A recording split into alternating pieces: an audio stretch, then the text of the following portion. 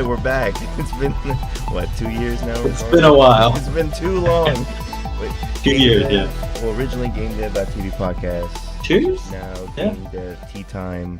Mostly just work, Azure and, ops stuff, but excited to get back into it. Mm-hmm. Yep. We're excited to be back. Nothing crazy, no interviews, but we're going to just talk about game dev and AI and all the crazy stuff that's been going on in the tech industry, game industry. And so, yeah. And so, I guess we can start off with what games have you been playing, Bryant? What have you been up to? Oh, you haven't played much, right? The only two recent games that I've played, honestly, I've played one of the Call of Duty Black Ops. One of them? A random one could have been like Black Ops 2? Or it was one of them. It was like the first one, to be honest. What? Wasn't a big fan of it. Yeah. I liked it when it was kind of that 1942 style, the World War II era. But as it gets more modern, I don't care as much. And then now I'm playing Timberborn. Timberborn? What's that one? You're a colony of beavers recolonizing the earth after humanity screwed it up. So it's a city builder as That's pretty cool. beavers. Yeah. Right. You think it's done? Kind of fun. It's well made? You think it's a good city builder? Okay. What is the game design philosophy of the city builders? Is it more important for having a lot of features to mess around with and being logical about it? Is it? Because I've never made a strategy game or even thought about making one. So it's Yeah, how do I make I that would fun? say lots of features and variety. Kind of like, you ever play City Skylines? No, but I have a friend who loves it, so I've seen a lot of gameplay. Yeah, where you have a lot of just little things that you can do and build with to create. If there's not enough content, then it gets really redundant really fast. Yeah, I think that there's a fine balance because you can either be a realistic game or go and do something completely different, like Beavers or Yeah. Ancient Rome or whatever, right?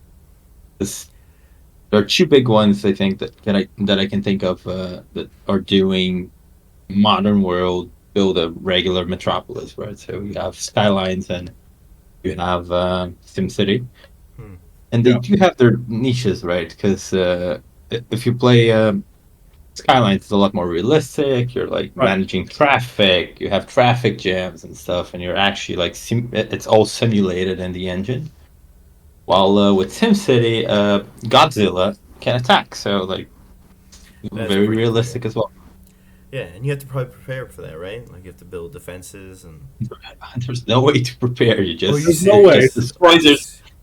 Your city is destroyed and you have to rebuild. That's how it works. Kind of like if you ever played the first SimCities and stuff, right? Yeah, it's like starting the volcano in the middle of your town. It just destroys everything. There's nothing to do other than you've gotten bored and you want to ruin your city in style. In style. Yeah, it's like when you're playing a Zoo Tycoon and let the lions loose. Well, before you close the doors. Yeah. I've never done that, but now I'm thinking about it. You could have made a second. What? You never actually done that? No, I've let the dinosaurs out on That's accident. the game. No. Jurassic World or whatever it's called, the same thing, right? Let the dinosaurs out and just have them chase the people around. Yeah, I put the wrong See, barriers. you do that because you've gotten bored, right? Yes, true. It's like you've done building it and you can just keep redoing the same thing. I mean, every game has a shelf life, I guess, for the most part. And Not Fortnite. Not Fortnite at all. No, Fortnite. Well, and I was about to say, even Ark and some of those online massive multiplayer games, they have a longer shelf life just because it's interactions outside, or it's like in Fortnite's case, it's kind of that constant warfare. You're just battling it out in short rounds. Yeah. Nothing's meant to be a long-term game. Yeah. And it's also you have the fact that it's live service and it's seasonal. Right. So they are releasing new content every month, I guess. A lot of this 3 months. Well, new season every 3 months, and then but there is constantly new content now within each season. Every day it seems like, because they do 3 services now. They released the Guitar Hero thing. Yeah, did you see that? Yeah, there's Guitar Hero and Fortnite. Mm-hmm. It's Rock Band now, Mario Kart, and Fortnite itself. Oh, okay, there's another one, and Lego. the Lego world. That's how they make all their money now. Yeah. And there's different skins for your guitars, different skins for your cars, different Lego skins that are different from the regular skins. It's kind of crazy, to be honest. And there's like 2 or 3 different season passes within the main season pass. And technically, Fortnite, like the Battle Royale mode, wasn't the main mode, right? Oh no, not at all. It was the like, zombie mode. Yeah. And that shelf life ended before it even came out. But then they released the multiplayer mode, and it just took the world by storm. And then each season got better and better, and now it's like pumping money for them. In fact, they one thing that they will. I don't see how they can make enough money because it's like Dota 2, right? They were making millions and millions of dollars every year. The World Championship was like giving out like 10, 20, then 30. I think it topped at like $38 million in prize pool. Last year it was 6. 6 million. Yeah. They went down. Yeah, still a lot of money. Yeah. But it went down like massively. Yeah. The first You'd expect it international. to. I'm surprised $1 million. Fortnite's still as popular as it is, to be honest. I mean, I don't have a problem with the game, but you would have thought that almost its shelf life would have ended too. Mm-hmm. But I know that Unreal, originally Fortnite was also just it was like their test bed software for all of their engine just to throw features out. So it made sense that it's always constantly evolving because that's where they're putting new content just to play with it. Mm-hmm. Kind of also makes it so it's not making that much money. It's worth it because it's a testing ground, right? Yeah. I think that's why they have all the new modes, because they needed more money. It's like, how can we let's make 4 different Fortnites. Let's try to make 4. Make Guitar Hero a thing again. It's actually pretty fun, I'm not going to lie. And I think they're going to, at some point, release like different controllers, like a guitar controller. By the way, I found out yesterday, so it's completely new to me. Oh, really? I got an ad from Metallica. I think they posted something about their songs, and I follow them on Facebook. So I said saw it was released on the Fortnite store. Yeah, it was like what is going on here? showing some Metallica songs. Yeah, like I played Fortnite like total like 12, 13 matches. Right around. Fun. It's basically Roblox. Like 4 or 5 years. Yeah, it's basically Roblox now. Anybody can make a map and make a game, so it's like 100 games. Yeah. And last time I played, wasn't even that long ago. It was like 3 years ago, and they only had one map. That is a long time ago. So like the basic thing. Yeah. Oh no, it all. I haven't played in a while. Yeah. Yeah. And then now they have even more modes within the modes. So they have like the regular season, and then they have a thing called Fortnite Reloaded, which is like the old map, but not exactly the same, because they did that for one season for a month. And even I played it and I was like, this is cool, the old map, but based off how Fortnite has been, it's too flashy now that it was actually kind of boring. I was like, I don't really want to play the old map. I don't want to do this old stuff. So this one is like a flashy version of the old map. It's fun and engaging, and you also revive each time. Every time you go down, you get back up. It's like that Warzone mode. Mm-hmm. They're basically stealing from I don't say stealing, they're taking from every game and making it their own. Yeah. Yeah. It's crazy though, because like the whole battle royale thing started. Correct me if I'm wrong. That's what I felt at the time. It came out from like Minecraft Hunger Game maps, right? Sure. That's how it started. I don't know. All I know is PUBG is what got started in the shooter realm, and it got PUBG was really big. Yeah.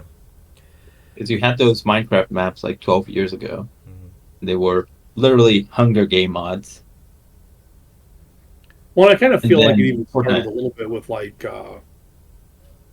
with Supercell and kind of some of their games that I'm trying to think of. Well, they actually made a battle royale, but I can't remember their game off the top of my head. But those were more like map building, but it was like that real time play the other player kind of thing. And then right around then, PUBG came out and a few others. Mm-hmm. That's interesting. But they've been around for a while. I mean, you go back to even like Star Wars Battlefront, where it was just, just here's your 12 or whatever number of maps and just shoot it out with the other team and keep playing rounds. And you see new ones of those pop up here and there. Some good, some bad. Counter-Strike, I think, is that way, right? Half-Life was that way. Mm-hmm. Oh, yeah, Half-Life. The Battle Royale just kind of evolved, I think, as computers got faster. Mm-hmm. They could do more on the maps in real time. Yeah, the tech of being able to have 100 players playing together crazy because like when I was playing the original Call of Duty like 15, 16 years ago, I think it Yeah. could support like 32 players or 64 in LAN. Something Yeah, like I think that. so. I think that was almost the limits on Real back then. It was like 32 or 64 players, right? That was where you hard capped, and then it went up to like 128 at one point or whatever. But Okay. Yeah. I remember 128. I mean, But there you is a couldn't modify cap as the maps. well. The maps were pretty stagnant. You could blow up a door if it was meant to Yeah. be destroyed, but you couldn't lay down like small forts like you can in Fortnite, which is Yeah. cool. Which people don't even It's do It's like anymore. playing one of the. What was that? Really? People don't even do that anymore because you can blow it up pretty easily. It's more just like build a small wall, a little like staircase. It's not really building the fort anymore. It's like dodging the other person as they build together. Obstacles or defenses, basically. Yeah. As you climb up, And you'll that- see it. The Bob the Builders they call them. They just build this giant tower. It reminds me of the bigger MMOs just in real time Yeah. and closer quarters. Mm-hmm. To be fair, that's the reason I never got into Fortnite for real. Like, I like the shooting, I like the BR mechanics, but I couldn't get into the building. Have you tried the no build mode? Is there no build? Yeah, that's actually why I still play, and a lot of my friends, because you don't have to worry about building at all. It's just purely like, can you shoot the other person outshoot them, or can you do something like get an ability that allows you to go back and forth? Like they have the the blast grenades, so you can be on one point of the map and then blast your way over, and as you're like going over them, you can shoot them, or just use it to escape. So it's pretty unique. I do like that mode way better because the build mode just gets hectic. You're shooting someone, they build a wall, and then they jump up. A lot of Right.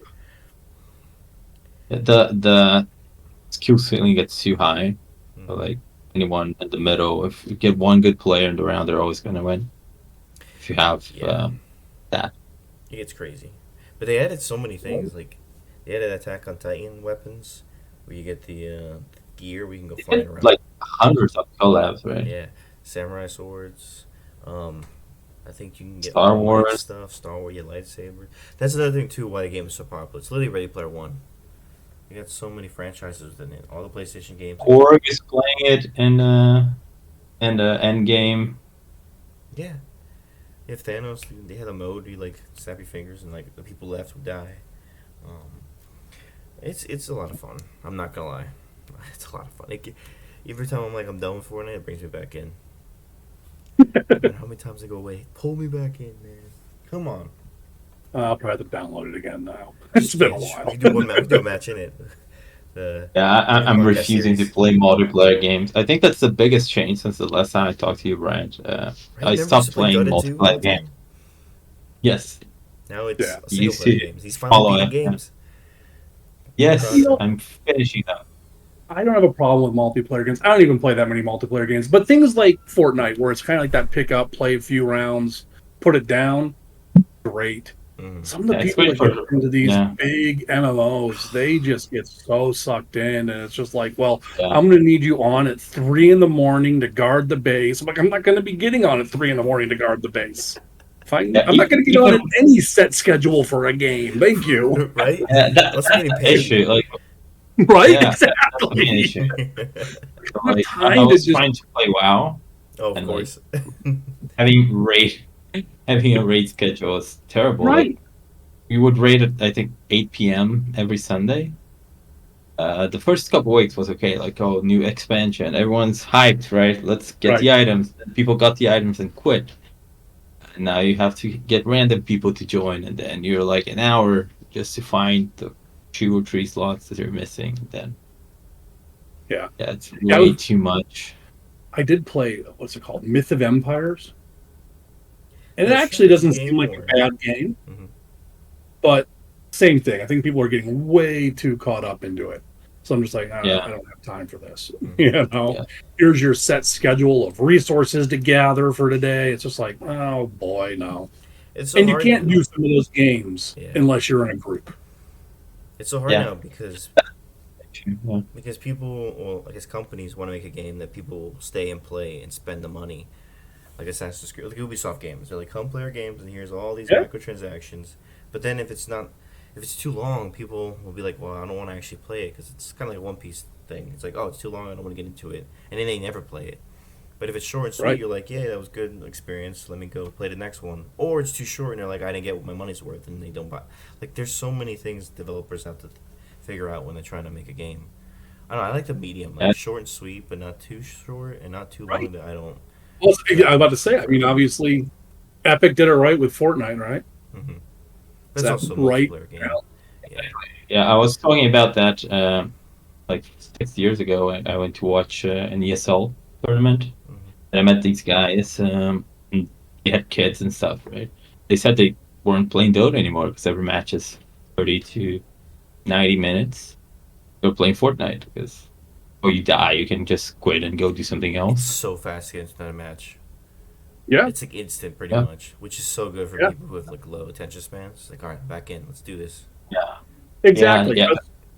I have another game that I play on and off. It's still under development, but it's like kind of like I don't know, called 1800s era. Oh, And I it's heard just about that- that. Depends on which one you're referring to. But Is it the? Hold Fast is the one that I have. Is it kind of like Rise of Nations, where you like? No, this is just, it's almost more like a Battlefield 1942 Oh, kind of, yeah. but just set in, 1800s era. Mhm. They release new uniforms, they release new sides and units periodically, but it's one of those, I mean, each match is maybe, a long match is probably 10 minutes. Nice. Your sides just slug it out for a number of units until one side wins, and then you hit the next map and you play a different map or the same map again. Mhm. That's what a lot of people like. Just that pick up and put down. You go play a couple rounds and move on in life. Yeah, Other people to love be to be fair, stuck in for a long time. Mhm. yeah, and like, what's the average game? Well, I wouldn't say the average gamer, but a lot of the gamers, especially the ones that have money, are a little bit older. They want to. They maybe have a girlfriend, have a wife, maybe they have kids or want to Kids and- travel. They're not necessarily going to be able to even play a game where you cannot hit pause. That's the issue I have with Well, multiplayer games. I heard a I debate. want to be able to stop whenever. Yeah, I heard a debate about that with Elden Ring, where it was like the DLC's too hard. You can't pause it. It's not kid friendly. And I'm You like, can technically pause Elden Ring, by the way. yeah. See, I If knew you hit that. escape and go into the help section, Oh. it'll just be a feature, to be fair. But if you hit the help option, it will actually pause the game. Mhm. Okay. You can pause Sekiro, which is weird because like from the same developer, it looks and it plays the same. And if you press escape, to be fair, like in the Dark Souls franchise, they're trying to make it so you cannot pause and like consume stuff, like switch consumables, right? Yeah. The things you have equipped actually matter. A lot of RPGs, like when you're playing Fallout or Skyrim, right? You're in the middle of a battle and eat like 25 carrots. That's how you got to do it. Have you seen that meme where the guy's like getting like jumped on and he's eating like this giant melon? And they're trying to tackle him down. He's like, "Wait, let me eat my food first. Let me heal." I mean, it's like in RuneScape. So when I was playing as a kid, the best food you had, so the best healing item was a whole shark. So you were like fighting a boss, you eat a whole shark. What? But I mean, I get that. Yeah, everything was whole, right? So Yeah. actually, outside of bakery, everything was whole. So you ate a whole shark, whole swordfish, whole Could you lobster, actually see the whole single thing bite. as you're eating it? I mean, it's RuneScape. Have you seen the graphics? That's not very. No, You no. don't see much. Well, your character does that. Kinda. Close enough. Oh, No matter what you eat, it's just your hand over your mouth, right? yeah, Exactly. No matter how big it is. That's so funny. So, how do you think someone who's making a game should like handle the thought process behind the time it takes to beat the game, especially if it's like their first one? Most like short, simple indie game, or maybe make it as long as I'd they say for want. your first, yeah, if you're making your first game, go for something short. What I would recommend, so the hardest thing for me is to make levels, right? So if you're a level designer, this might I might be I might look stupid now, but like I can make a lot of mechanics. So make the mechanics that make sense to your game. That's the first thing you need to do. No more, ideally no less as well. It's that Einstein's quote, I think. Make something as simple as you can, but not any simpler, something like that. Hmm. Yeah. So just don't make I WoW, would right? say. Yeah, don't make WoW. That's the first thing you need to think about. No one should make WoW nowadays. No, wow. To be fair, Blizzard should stop making WoW right now. Probably. Honestly. Yeah, I would agree. I think that the levels should be short. I mean, think of all the classic games where levels were, I mean, maybe a few minutes long. Took you a lot longer to learn the level, but once you learned it, you could go through Castlevania, Super Mario Brothers. If you're just learning how to make games, a lot of it's going to be that content and level design, probably more than the mechanics too. So Mhm. there is something to be said of just, you know, hammer out the levels more so than worrying about a lot of mechanics. Of course, if you have multiple mechanics and ideally they build up on each other or at least are related in some way, ideally you should introduce them at a reasonable pace, right? They'll give the player. Right. So I was watching a short today. It was a great example. The best, it was talking about quit moments, right? So the first quit moment you get when you're playing Path of Exile. So you level up for the first time. Then you see the huge skill tree. I think it has like 5+100 nodes or something. Yeah. Yeah, you order 4, go play something else. Right. I'm not gonna learn all of that. It's a lot to handle. It's even like Final Fantasy X, where it's just like, here's all the nodes, and here's everything, and it's like a 10-minute tutorial of just how to level up. And I'm like, this is too much. Yeah. But apparently it's one of the best skill trees out there, if you finally understand it. Exactly. That's one thing I think Sekiro does a lot better compared to the other Souls games. Actually has a real tutorial. Then it puts you into an area that is kind of on rails still, right? It's, well, technically, the experience in Dark Souls 1 is very guided, right? It puts you. One of the guys mentions that you shouldn't go to the cemetery. Like someone mentions if you talk to them, something like that. And if you don't, like the first enemy is gonna kill you anyway. You die like 3-4 times and realize there's another path. You go that way, and that's the path you should actually take. But still, like it is frustrating, right? You're dying a bajillion times, and that's after the quote unquote tutorial anyway. The tutorial in Dark Souls, right? You get into like the first door you go through. There's a huge boss there. Mm-hmm. Yeah. You're not supposed to kill it. You're supposed to run away, right? You have like a broken sword. Sword does no damage. You're technically able to kill it. And if you know their games, you know that no, I didn't. Well, I kill it on a new game +1, but it doesn't count, right? Yeah, I guess not. Come on, man, get good. I refuse to restart a game, Really? which is quite annoying. Actually, I discovered there's a whole level in Sekiro that I missed because I advanced too much through the story. I got to the dragon and then I couldn't go back. I needed to like eavesdrop on on the little kid talking to like the lady that takes care of him. Yeah. Then you would confront them because they were talking about something, and then like there's like 10 different steps just so you can it's not real time travel. It's like memories, but there's this whole extra memory section. Technically both are skippable, but the first one is very hard to miss. There's this whole memory section where you go in and like you fight your not really your dad, but it's your dad. What do you mean it's not really dad? Like it's not the dad of your biological. surrogate. It's like Yeah. That makes sense. I'm kind of the same way though. I It's can't just samurais who raised you. Yeah. Mm. replaying a game to kind of miss content. I don't know. I don't ever do that But either. what if it's a really fun Yeah. game?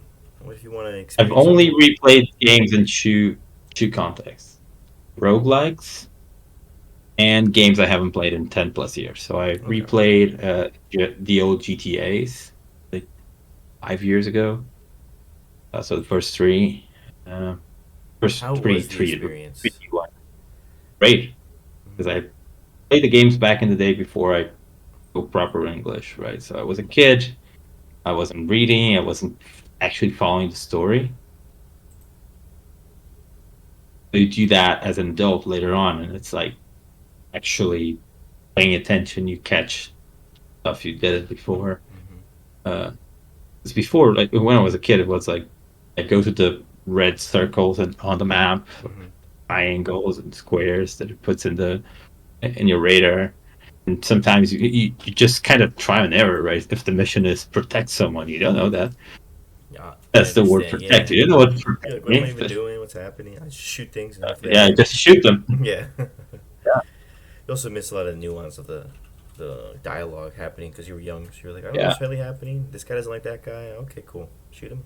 Especially with Rockstar games.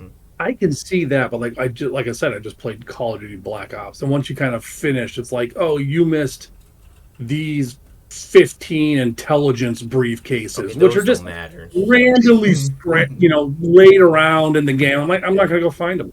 I don't care. Yeah. You know. But you Or like some games that yeah. you play on harder levels that give you different endings. Like, I'm just gonna YouTube the ending, to be perfectly honest. I'm not gonna go through the whole game again to get an alternative hardcore ending because I just don't. Exactly. If I feel like it and really like the game, I just try to finish the content as I'm playing. So with Elden Ring, I Googled as I was getting to the last they call it legacy dungeons, right? It's just a dungeon basically. It's a dungeon outside of the open world. I Googled like top 10 or top 20 bosses and just went there and actually killed them, so I would at least experience them. Should have done it before, to be honest, because a lot of them I was way over leveled. Like two hit like half of them. Look at you. But I do that. That's the only I would do it. Only way I would do it, because I'm not a big fan of replaying games, especially because like a lot of people have a lot of time or play a couple of games only, right? But I do have a huge backlog that I would like. I wouldn't say I would finish it. Like I did try to play a few of these games that I added to my backlog years ago, and they weren't for me. Like I tried to play the original BioShock, wasn't for me. Really, I like BioShock. I also did the same thing too. But I can see that, yeah. I played like half of it. I think what happened one time was I lost, or my save data got corrupted, and I lost like an hour and a half. And it was kind of that sucks too. And I was just like, all right, I'm not really enjoying it that much to keep going. Yeah. So I mean, it was fun. It was Yeah, cool. Like I got the concepts, yeah. but it didn't really sell me on like why it was the greatest thing. In fact, it was more of the dialogue. Like if I go and watch some of the scenes of BioShock, I'm like, this is why it was good. But when I play it, I'm like, it's kind of outdated for me, unfortunately. Yeah. Like, I never played the new BioShock. I liked actually both BioShocks. I just never played Infinite, but I played Infinite. Infinite is fun, but it's very different from the other games. So a lot of people like one and not the others. If you like that concept, I recommend Prey. Prey is a really good game, and the beginning is wild. Like, I hope you don't get spoiled with the beginning of Prey, and I hope you just play it and just let it pan out how it is. And it feels like BioShock because you're kind of weak and you have to defeat these like larger beasts or whatever they're called, and it's fun. It's scary. It's interesting. You have cool powers like BioShock. That one to me is a lot of fun, and the graphics are really good, so it doesn't feel like it's outdated at all. And to be honest, I feel like it's a underrated gem. It's one of those things where you play like, why have I not played this sooner? But yeah, definitely put it in your backlog. Prey? Yeah, Prey 2017. And it wasn't even supposed to be called Prey, but Bethesda was like, make it called Prey. We have the rights to it. It's going to be Prey. And even the creative director, one of the guys we interviewed, Raphael, was not happy about it. He actually left after making the game. It was like his favorite game he made. That usually doesn't go well, right? When you make the whole game and then like you have a lot of functionally reskins, right? Especially in the 90s, if you look at a lot of the like Disney games and like Power Ranger, I think one of the Power Ranger, I think it's for SNES, wasn't a Power Rangers game or something like that. They just added it on top. Because of brand recognition. Like it doesn't work. It's so easy to make mistakes there. Like let's look at like a game you probably played at least one of them, the Arkham games. Yeah, of course. And you imagine someone making that game without having Batman in mind. Oh, you're talking about Suicide Squad? Yes. No, the Arkham games. Well, I mean, it's technically a sequel to the Arkham games. Is it? Yeah, yeah, dude.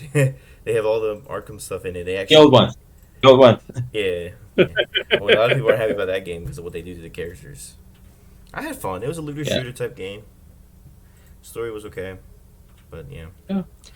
Yeah, I think I played enough looter shooters to be fair. I played the first two Borderlands. Borderlands is Played the good. first one a lot for like 3-4 months with some. We had friends. We kept like farming the last boss, right? To actually, what you're actually supposed to do, right?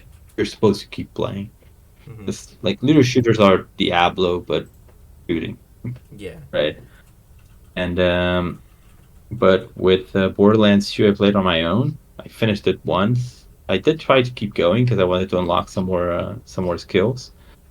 So I started a second playthrough and realized that the only thing that changed was that everything was a bullet sponge now. And then I Yeah. uninstalled. Borderlands is that like one franchise where like everybody loves it, everybody talks about it. I even play it and I'll have fun, but then I'm like I can't stick to it. There's just something that grabbed my Yeah. attention. I played a little bit of the first one, a little bit of the second one, and even the third one. And I'll have fun playing with friends, but like I just don't care to finish the game.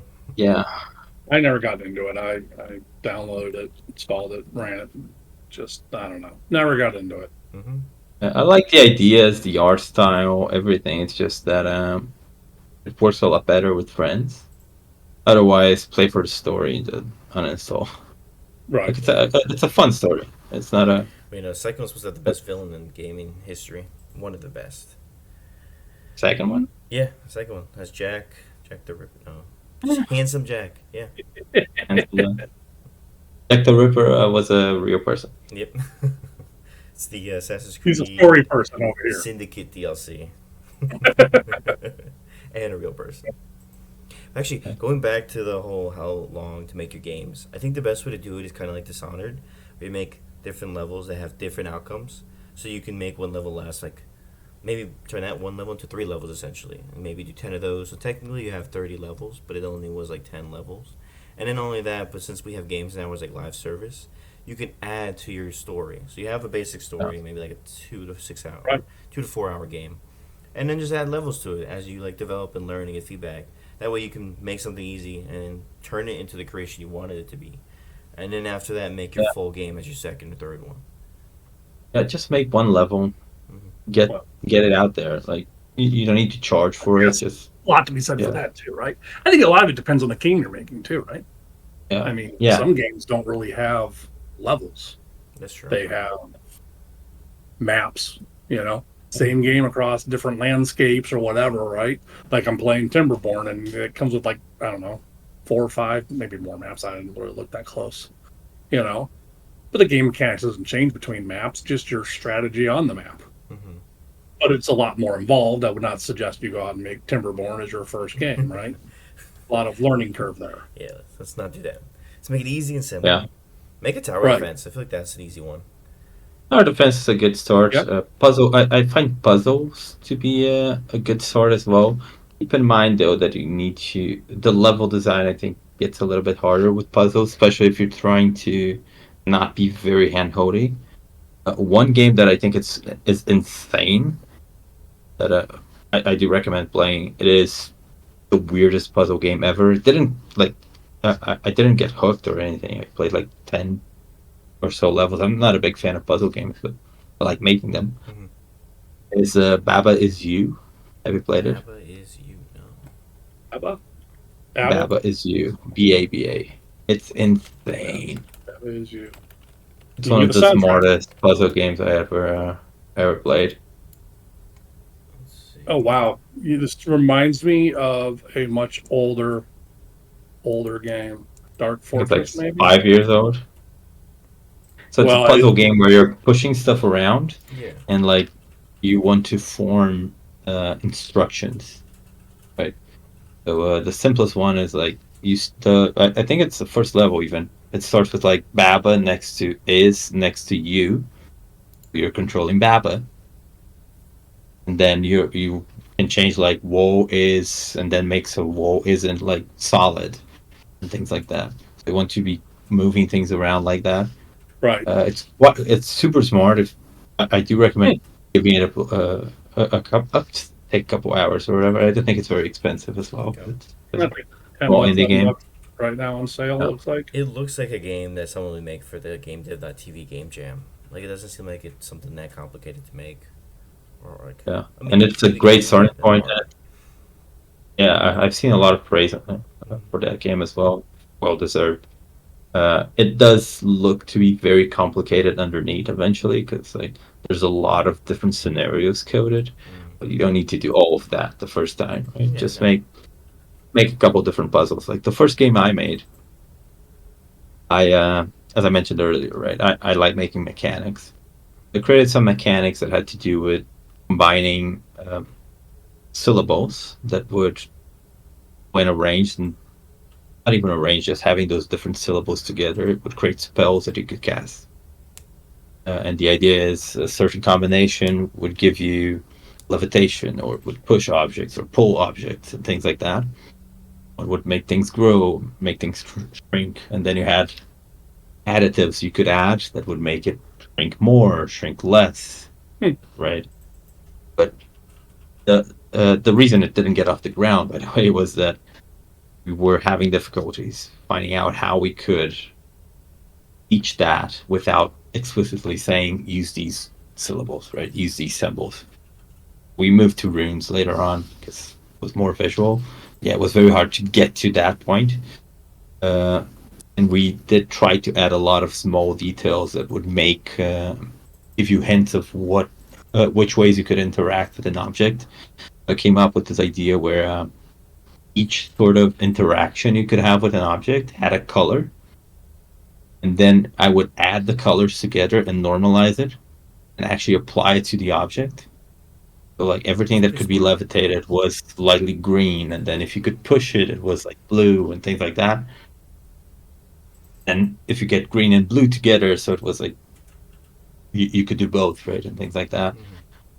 We had a lot of interesting ideas. The hard part was indeed just getting to something properly playable that we could then take the player through. I do recommend try to make that game. If someone makes that game, please let me know. I would love to play it. It was a great idea, just very hard to execute on. But we did try something too big, I think, right? But the idea of starting with the mechanics and then trying to fit that into the world, I think, works really well with someone with a programming background, because you're always going to think of the mechanics first, right? But if you're a writer, think of the story first, right? What do you want to tell? What do you want the player to feel? When? How? Right? Then you can try to design a world and a mechanics that would fit that. That's beautifully said, Ricardo. I think you outlining the fact that you didn't have enough time to make the game magnifies the fact that you should have like a scope type of manager or system where you can like, okay, I want to do all these things, but can I do it? Is it feasible? You have all these ideas in the clouds, and you're like, I want to make all this now, but you have to bring it down to reality. Like, what can I make? Right. So, what's a good way to keep that in track? Just be like, let me make one thing. I have 10 ideas. Let me pick the best one. Put a bullseye. Get like a little 10 things on a wall. And be like, hey, boom, I'm doing that one thing. Just sticking that thing, and then make that. I keep a notebook. Yeah. Jot down game ideas. Just put them in notebook, and at the end of the day, you just kind of add to it. If it's a bigger game, it's going to get later in the notebook, right? Yeah. It's a lot more work. If it's something that's small, you can work on it in small chunks. Yeah. And you're allowed to start a game, realize it's too big, finish something else, and come back to it, right? Maybe it's not just the scope of the project, right? So when you're getting started, helps when you can actually finish something, ship it, share it with people. You're getting something too big first. But when you get to the end, you realize you could have done everything a lot better, and you actually want to come back and redo everything.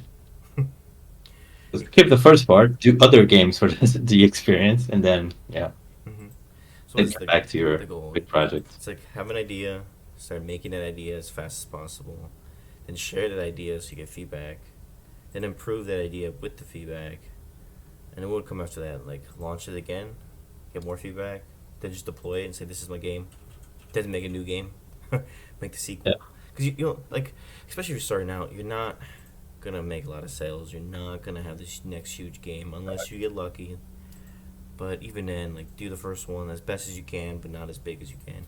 And then from then on, go from there. Maybe your second game is the one that you like spend a lot of time on. You make it a bigger game. You have a huge community behind it. But I think just get one done. And you could make sequels. Like you could have a very small scope, simplified experience. That's your first game. You make the second one. It's the same sort of mechanics. Add other stuff that you wanted to add that you couldn't. Learn from the feedback, and enjoy the fact that when you're getting started, you won't get something that a lot of AAA developers have, which makes it it's a lot harder for them to filter feedback.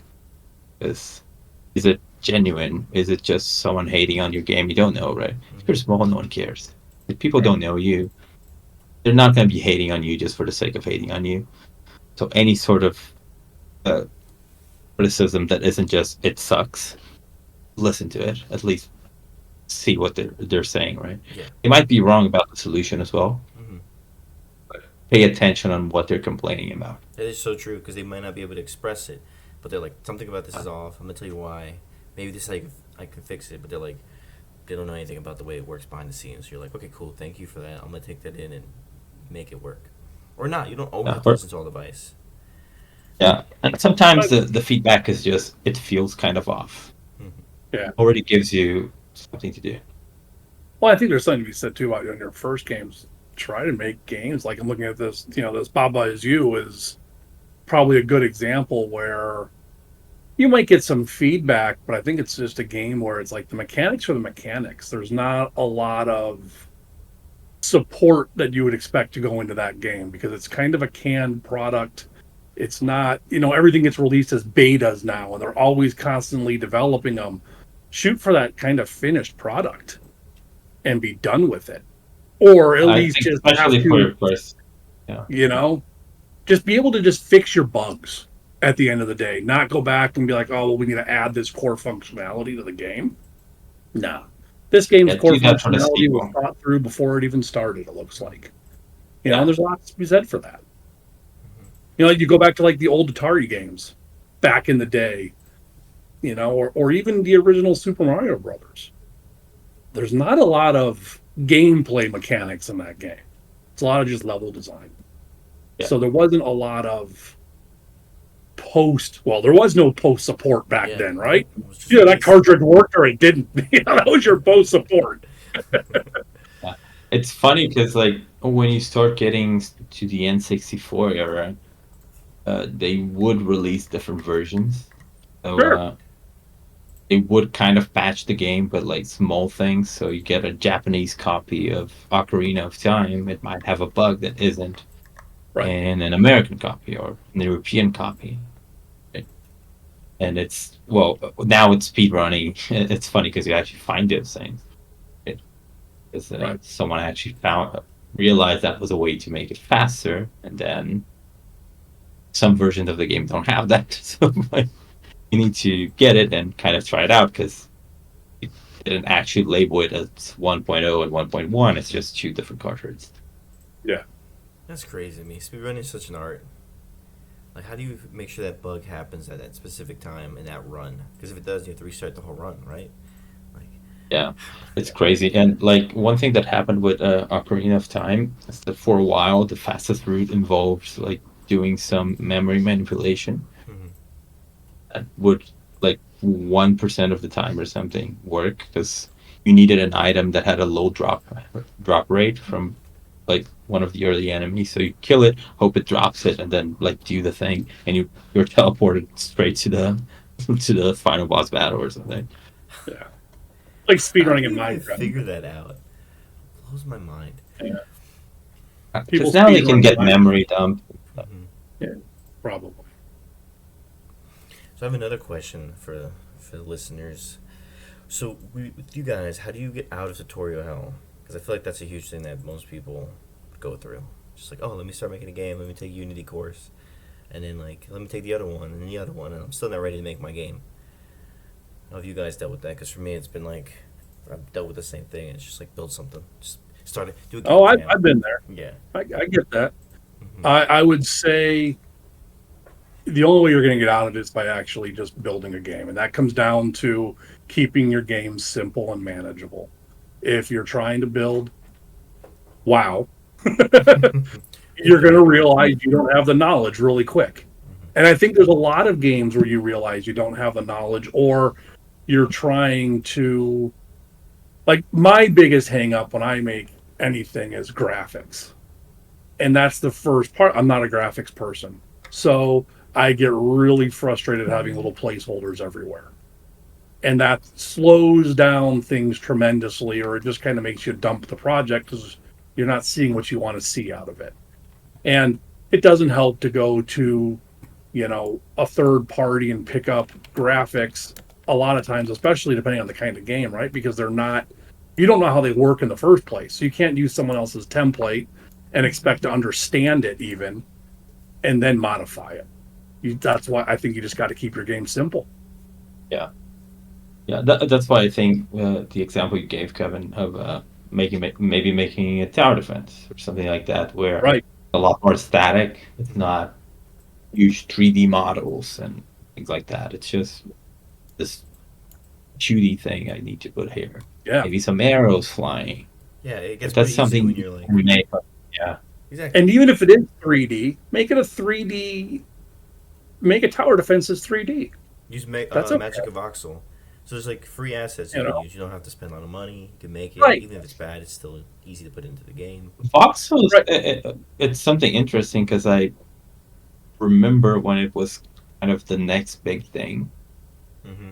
They're supposed to be, but And you don't see it that much, yeah. No. It's, they're destroyable. You can break them apart and Yeah. blah blah blah. Never, Voxels. never. God. It's Well, the funny nice. thing is, you see them in a Okay. lot of games, though. I mean, because the whole map tends to be voxels, right? So, I mean, it just depends on how destroyable you want the world in a lot of cases, right? I mean, Minecraft's a bunch of voxels, right? It's just a big list of voxels that creates that world.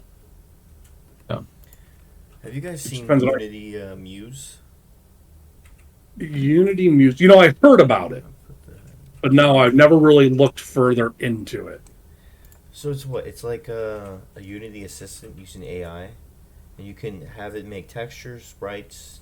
You can chat with it, so it can solve problems, animate, and behavior. So I'm assuming I don't know if it can make 3D models, and I think if it, no, yeah, it's only 2D art, but you can animate only humanoid like characters, no creatures. I don't know. It looks really cool.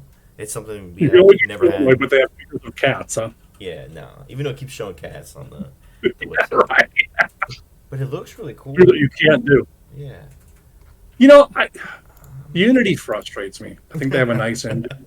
What do you? They have a do to nice you? engine, It says charge a lot for downloads. But at the end of the day, when they kind of fumbled on their whole multiplayer Oh. piece, their old networking piece, and I kind of lost interest in hard it to for a make long there. time for that. Mhm. But again, if Oh. you're doing an indie game and you're doing your first game, to use Unity, because quite honestly, you're probably not making multiplayer anyways. Yeah. Unless you're just dead set on you wanting to do C++ and Unreal, or you want to use, blueprints, Which is really which good. is fine too. Yeah. So, now, what do you think is a good way to make 3D assets without having to be an artist? Like, if you're like, I want to make something in Blender, not good enough. Do you think they have AI for that? True. Yeah, you could buy it. You could buy cheap ones. Yeah. That's what I'm saying, right? But then, depending on the cheap one you buy, you still have to know how to use it. That's the Yeah. biggest thing, You right? get what you pay for. I've seen a lot Yeah. of comparisons, especially with music. So I've seen a lot of artists that run comparisons from the cheapest bass player to the most expensive, and ask them to a bass line for whatever song. And I mean, it gets to a point where it's not worth paying more, to be fair. But a lot of the cheap ones, I mean, they're not going to put a lot of effort into this, right? Well, I They'll think it make depends on what you're simple as getting. they can. And sometimes that's what you need, right? I just want a 3D model for a spade. Right. models are one thing. I'm thinking more characters and Yeah. rigging. That's a whole different ball game. But yeah, I agree. Models, I have no problems with getting someone else's models because they're going to do it better than I am. Yeah, I'd say that's actually a great reason to start with a 2D game, to be fair. Make something 2D, make it work. You get some resources, even if it's just a following, like 5 people that liked your one game. They will tell their friends about your second. Right.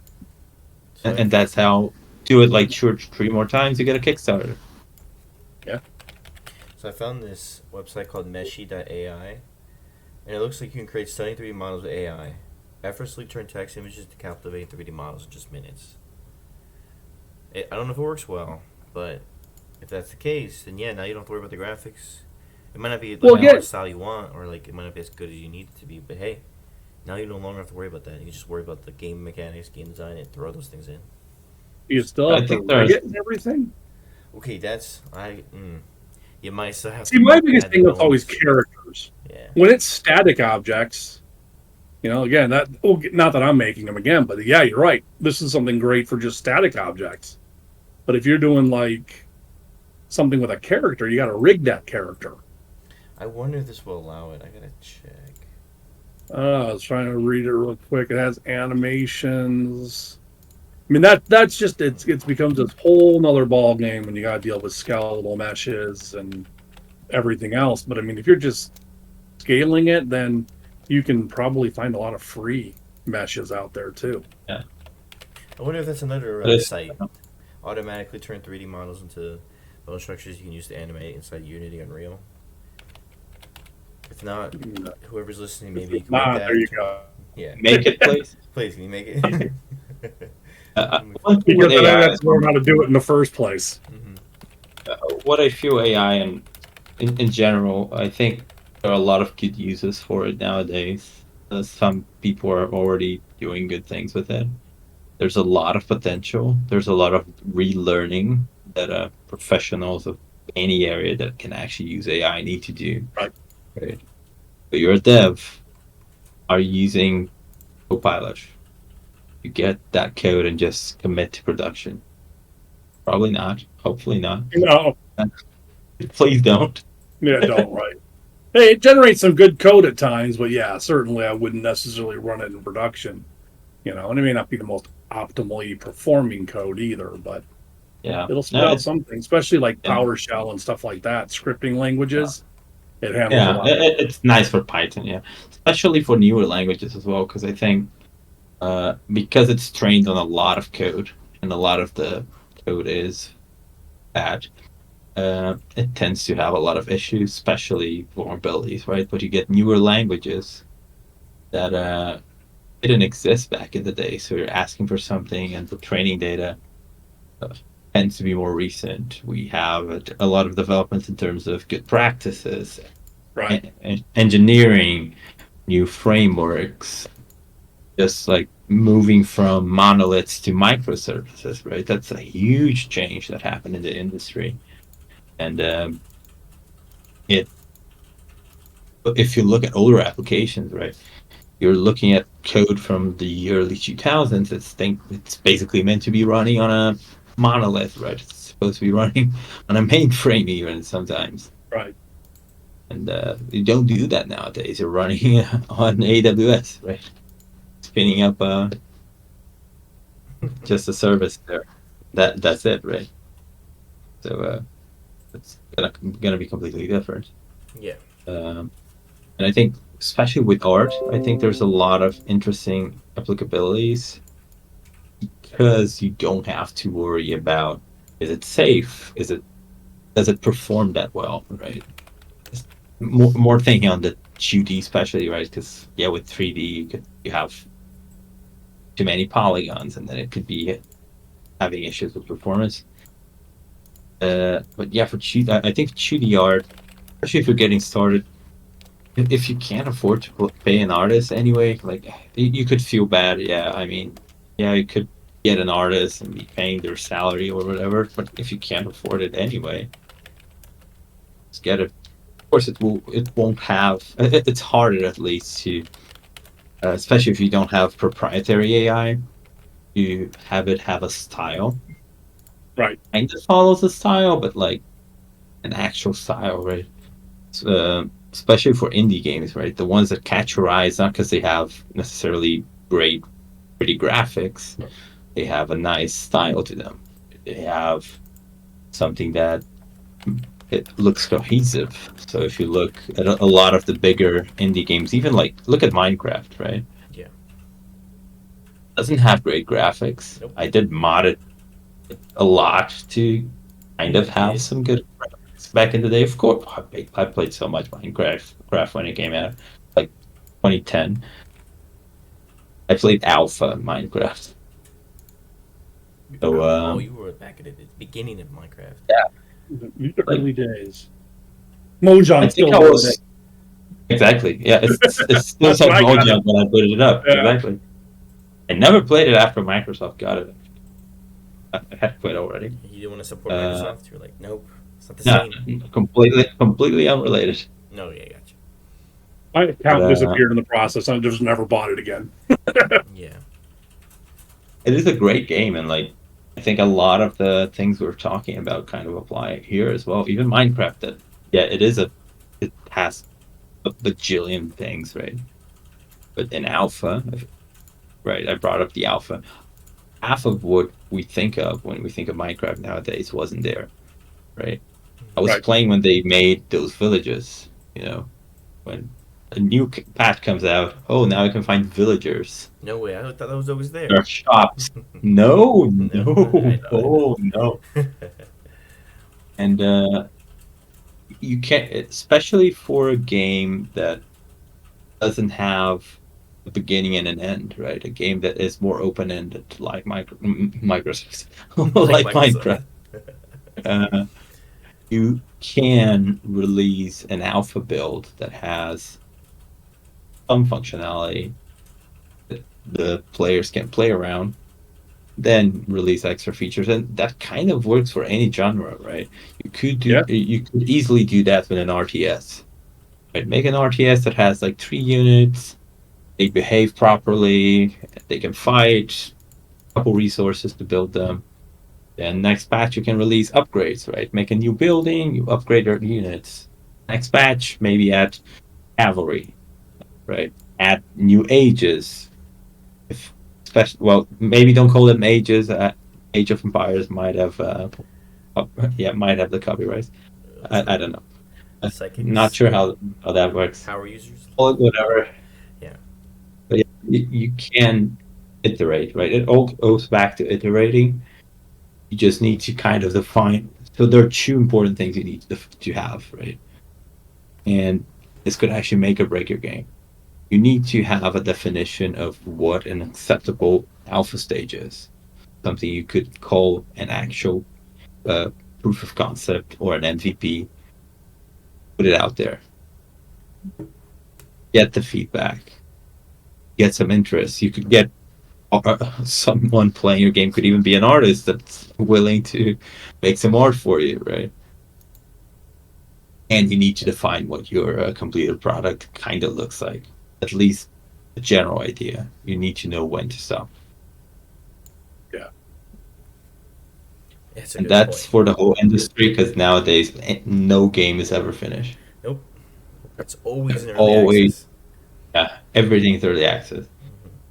Like, I've played games for 5+ years and realized, it's still in early access. Yeah. We're on version 5 point something and it's still EA. You're like, really? Is it EA anymore? Yeah, you're making version 2 of this game now? When's the other one going to be finished? In 10 years. Fortnite just got early access, I think, like 2 years ago. Something. I feel like it had the banner for so long. Because I remember they were like, once it's out early access, everybody gets the survival mode for free. And it's finally there. You can finally play it for free. I'm like, about time. Oh, yeah. Really? So this Meshy AI website, kind of interesting. The first one, the first thing I made, I put just like futuristic octopod, and it made a pretty cool like futuristic octopus that kind of was like robotic. But then the more I try to like get ChatGPT to make a cool prompt for it, it just doesn't look as because I want it to be, so it's still finicky. And then you can download his FBX, and then you can use a tool in Unity called the Uni VRM tool. Well, actually, no, that's the tool name, but the thing's actually called Spring Bones. And it also looks like if you wanted to just import in Blender, it takes like 6 minutes, and you can get Bones and everything ready to upload into Unity or Unreal. So it seems like it's not that hard. I mean, I kind of need to get back into one of the two, really, because why don't we do Unity? like the last time I tried to make a game, a lot of stuff that is basically a given now was so hard to do. Let's do Unity. Let's make like a interesting survival mode game. Fighting off futuristic robots or something. I have an idea. So we're doing Unity, though, right? Unity, yeah. I have an idea for a game. Okay. So you create a character, you play, you get to pick a class, you have abilities, and then everyone plays together, and you level up, and it has hundreds of millions of players online simultaneously. No I know a game like that. That shouldn't be too long to build, right? Yeah, it shouldn't take too long. Yeah, super easy. I still go back to Project Snowball. Project Snowball's never left the ground. Yeah. Just so I have enough time. I still think we can make Snowball fight. Come on. We could do it. I'm down. Why don't we have the snowballs destroy the futuristic AI that's coming to take us over because they have water? There's technically a game that you can throw snowballs at people. If you played, there's a South Park game for N64. Really? There you go. Yeah, and you can actually grab snowballs and you can pee on them as well before you throw them. Yeah, I have a Snowball fight. I have it in a piece of paper somewhere. I'm planning that one out too. And that wasn't very, I would say it wasn't very complex, but there was always something stopping me from doing it. But I'll be honest, what stops me from doing it half the time is deciding whether I do it in Unity or Unreal. All right, let's decide. Because Unreal has so many first-person features just kind of ready to go, as opposed to Unity. But I'm not going to say that, the graphics doesn't make a difference. Because if I'm making the graphics, that snowball is going to be a sphere with a snow mesh put on it, okay? I know that. All right, so it doesn't make a difference what the graphics look like. No problem. We're going to make a Unity. We're going to make Unity of like these futuristic robots. You're the last hope for humanity. Guns don't work because they control it. They have like bulletproof stuff, but they're still not waterproof. So snowballs hit them and it affects their body. There you go. Yeah, and then that's it. Or if they're not waterproof, then we do water ball fights. It's true. It could be a water ball slash snowball fight. Water balloons. You get upgrades to your snowballs. We can get the rights to Avatar. Yes. And you're a waterbender. I think they're making an Avatar MMO. Did I see that somewhere? Oh, really? I hope I so. think they might be. I was talking about a different Avatar, but yes, there is one coming out. Oh, you're talking about the Avatar Blue. Oh, no, I think Cameron has Avatar, the whole word copyrighted. Blue Alien Avatar, yes. Yeah. It's about to come out, actually. There's the I saw some, and I may have been like on a Steam. I may have been in Steam or something looking at my Discovery queue because I just kind of flip through there periodically, and just see what's coming out. I may have saw that there, but because you played probably like I think it was because I played Star Wars: The Old Republic or something. Mm-hmm. I know you're so excited for the new Star Wars game, Ricardo. You're hyped. How do you feel about Star Wars, Bryant? You excited for excited for all the new Star Wars movies, shows, games? You missed out on a conversation last week or last time. What was it? WoW and Star Wars together. Actually, that's what the Old Republic is. That's Old Republic, right? Yeah. Pretty much. But yeah, you like the new game coming out? Basically, Red Dead Redemption 2 with Star Wars. I never even played Red Dead Redemption. Yeah, I need to play that as well. Honestly, if I look at new games, I'd have to go to my Steam list and see what I've just flagged as interesting. Yeah. It's, funny is I don't get that excited anymore because so many games are just like remakes. Kind of like going and seeing a movie. How many new movies do you see anymore? Are they all just rehashes of an old movie or a reboot of that? An IP. Look at the last year. That's crazy. Actually, something weird happened this week. So I watched the Devil Wears Prada with my Yeah. wife for the first time, and it's weird to think that like that's what 18 years ago. It's an Wasn't that movie 18-year-old that movie. long ago? Wow. Yeah, it's from '06. Wow. Anyway, it's weird to have a movie that's so critically acclaimed that isn't a sequel, a prequel, or just an IP. Right. Right. That's one of the reasons I wanted to watch If's the new Ryan Reynolds movie movie. with uh well, it's a John Krasinski movie, but yes, it's great Yeah. actually. It's a lot of fun. Not a serious movie, right? It's not Mhm. going to make you rethink your life or anything. It might But like even like be in touch with Don't your look child at itself. Oppenheimer, right? Yeah. You know. Oppenheimer is like the big one. Mhm. If you really think about it, like oh yeah, it is. It's basically an Oscar bait movie, right? It was meant to win Oscars. Right? It Right. just went through the Oscar checklist. Oh yeah, around World War II. Oh yeah, it's gonna be black and white for a bit. You just tick all the boxes. Uh, but that's a rare one, right? This year we had a lot of sequels coming out, and even if they're not sequels and things like that, right? They come out, but like, do people even talk about them? No. No, honestly, it's I been think pretty last dry. movie. I think the last How movie. can I you saw get financing? was- Yeah, because the reason we were talking about that after we watched the Devil Wears Prada, is that the cast is so expensive. Like, look at who's in the movie, right? And it wasn't cheap to make it. It's like even, and you don't get that anymore. Like, if you're gonna put that much money, it has to be guaranteed success. And I think Which is a shame. that's one of the reasons. Like, look at Godzilla -1, right? Heard it was so good. Yeah, it's supposed to be like the best movie that came out the past year, right? And it was made with like they call it low budget. It's like $1 million. It's low budget, right? Change. Everyone, if you don't have $1 million, right? Right, what's wrong with you? Real budget. Yeah. How do you have fun? But like Right. an episode of Acolyte was more than that movie was made, Exactly. which is wild to me. That's insane. That's insane. And they made a whole movie. This thing that they have issues doing in Hollywood nowadays. It's called a cohesive story.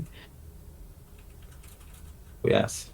Who would have Uh, thought having a cohesive story is important to make a movie? Yeah, I was watching a list. I sometimes watch those Watch Mojo lists, and they were talking about movies that had backed casts before they were famous. Right, that's one thing, right? Oh, you got a bunch of new talent, Right. managed to get them before they were famous. But if you actually want like famous people and people who actually bring in like value, and it's not. And I think that's an issue games have nowadays as well. It's so expensive to make a movie because you have a lot of special effects, right? It's millions of dollars just for that. And with games nowadays, they're super expensive to make AAA games. They're Oh throwing yeah. so much money down the toilet. And it gives space, like, you're talking about a renaissance of indie games. And it is kind of a thing that actually happened. And there is a lot of space. A lot of people play basically just indie games and a couple of AAA games, especially because like AAA games are $70 now. Yeah. Some of them have $120 versions, like this new Star Wars game someone Yep, mentioned. and the new Assassin's Creed game. Well, I bought what indie game did I buy recently? I bought Manor Lords, Man of Lords. and that one's done. Yeah, it's an RTS game, I like but RTS. I mean, guy built it by himself. Took 7 years or something to build it, but then he sold in like the first couple weeks like 2 million copies of it. Nice. So Wow. it can be done, but What it's a was lot his of work. marketing strategy? 7 years. You got to keep that in mind, right? It wasn't 6 months. That's rough. Because I Yeah. saw That a is rough. video where someone spent like 4 or 5 years on their game. It got released. It got like 100 downloads. And it's Yeah, like, right. He made no money. He spent like 10,000, made Yeah. 100 something. I'm like, I that's think awful. it's hard. I think you might be able to have one of those if you in the right genre, because people are looking for something new and different in certain genres. And Manor just Lords something new. Yeah. It's a city builder. I think that the city builder series tend to have pretty good followings of True. people trying to find new, different twists. Fortunately, I didn't feel like it was that different, but it was a good game, or at least for what I played of it. Then I got bored and I went on to something else. But that's just every game. I agree. I think there are a few genres out there, more than a few actually, that have a very dedicated following and that are lacking games. Like City Builder is a good example. Deck Builder is before Slay the Spire. They were like that, and Slay the Spire kind of gave us the renaissance, and now everything's a roguelike deck builder. Roguelikes. I think a roguelike's a great game to make as well. Because it is something you can release an alpha build of. I actually got one that I should probably buy the full version. I got the demo for Sorcery. The prologue. It's called Ragnarok. Beat the game and then do the roguelike DLC. But yeah, so I got this game and like they had this Kickstarter campaign like 3 years ago. I really liked the alpha, but it didn't come back mainly because I wasn't in my playing single player game phase. I think nowadays would probably just play it for a while. Sometimes games come out, you get them in the alpha phase, and you kind of lose interest of them in the alpha phase too because they stay in it so long, and you just never get back to them, and you never really probably appreciate the full content of the game because it was in alpha for 2 years or beta, and or they changed something in line. Right? Something sits in EA now I don't even care if it's in EA. It doesn't mean anything anymore. All games I think I own are in EA. So everything is EA. Yeah, but alpha I think they're all the same. Like every game's the same. A lot of EA games are all the same. But there is something to be said. You're right. Roguelikes are kind of a game you can build, and you can stretch your programming knowledge because you can add in features as you go further. With different items, drops, whatever, and then see what you can do. And the way the game works as well makes it very hard for someone to not experience the new features. Right. If you're releasing them, they will see it. It will help you find the bugs as well, which is something that could happen, right? You release a new feature and no one uses it, and it's insanely bugged, and you don't realize. But I think you mentioned something interesting as well, the whole losing interest because you got it early. I think it can happen in a few scenarios, right? You play so much of the pre-alpha or the alpha or the early access, and you get to a point where that's all you had. You finish the game. Very hard to get back into it especially for me at least, once the full version comes out. Happened to me with We Happy Few. Have you played that game? Nope, I have not. It's insane. It's a great game. Yeah. I was playing it during alpha. Then I installed the full release and played 2 hours of it. Only. They want $60 for it too. Ooh. It is a great game. So it's an RPG where you're playing. It's this dystopian society where everyone's drugged all the time. They take this drug called Joy that hides everything that's wrong in the world. Yeah. But you go off Joy and realize the world's full of rats and everyone's living in extreme poverty and starving and stuff. It's brutal, and it's an RPG, but it has a partially procedurally generated map as well. It feels a little bit more alive. Quite interesting. I should probably finish it. Someone said it has a 1984 feel. So you work for the government and realize that they are doing that, and then you can kind of run away. It's literally 1984 now. And now that I'm thinking about it, wait a minute. That's a cool concept. Your job is literally to go into old. You need to go into old newspapers, and you're changing what's written in the old one. So it's 1984 the game. I'm glad we helped you reach that conclusion. That's awesome. Yes. Actually makes me want to play it now that it's like that. Yeah, right. It is interesting. And apparently someone Yeah, said they try to cram as many genres as they can into one game, and it actually worked. I totally agree. Yeah, it is so crazy. Like, and you get to. There's this mechanic where on big cities, so basically the capital, they have these sensors to see if you're on Joy. Yeah. And if you're not on Joy, you can't go through. You have to take Joy, but then you have withdraw and all that. Like, and when you take it, like everything becomes like rainbows and stuff. So it's great. It's a great game. I do recommend playing it. I might give it a shot. We'll see. I'll It looks actually really just cool. install it. Yeah. We'll do it. I'll actually play it now. We should. Let's play. I've been feeling like replaying Warcraft 3 actually, because I want to re-experience the story, but then Reforged. It's like you can play the original now, but you need to like mod Reforged. I know there's a way to get it to look like the original at least, but it's still a different game. I really dislike the fact that they no longer sell the original. Right, the way to legally play it nowadays is to buy a copy on like eBay and play offline. And it's annoying. Like, the issue is that you need to switch off your internet because otherwise it will auto patch. And if you install Warcraft 3, the original, and log into Battle.net from the game, it will automatically patch it into Reforged. Interesting. Nice. Okay. I might have to give that a shot. I have to get like so many games, like 1,000 list. Oh yeah. I know, right? Too Yep. much. The list of games, right? Yeah. Well, actually, I gotta start heading out. So, we got any challenges for the listeners today? Brian, since you weren't here for I the gave last the one, challenge next last week. Yeah, do it now. yes. Do the challenge. You want me to do a challenge? Sure. Yes. Yeah.